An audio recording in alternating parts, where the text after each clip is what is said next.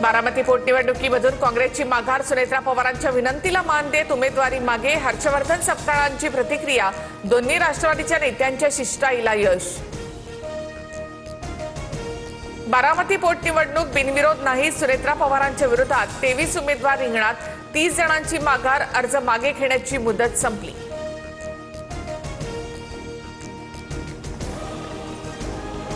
बारामतीची निवडणूक दादांसाठी महत्त्वाची होती। उमेदवारी अर्ज मागे घेतल्यामुळे काँग्रेसचे मनापासून आभार, आकाश मोरेंनी दादांना आदरांजली म्हणून निर्णय घेतला।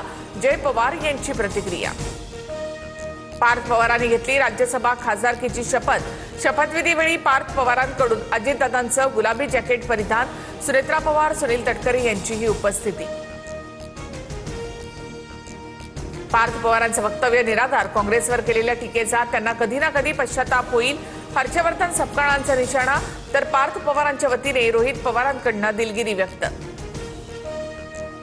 दोन्ही राष्ट्रवादींच्या विलीनीकरणाच्या मुद्द्याला पूर्णविराम, पक्ष वाढवण्यासंदर्भात काम करण्याच्या शशिकांत शिंदेंच्या सूचना। पवारांच्या राष्ट्रवादीची 3 दिवसांपासून मुंबईमध्ये संघटनात्मक बैठक। रोहित पवार कर्नाटकचे गृहमंत्री जी परमेश्वर यांची भेट घेणार। अजितदादांच्या विमान अपघाताबाबत बंगळुरूमध्ये 0 FIR करण्यात आला। हॉर्मुझच्या सामुद्रधुनीमधून 8वं जहाज भारतामध्ये पोहोचलं। भारतीय तेलवाहू जहाज ग्रीन आशा मुंबईमध्ये दाखल। 15,000 टन LPG घेऊन जहाज मायदेशात।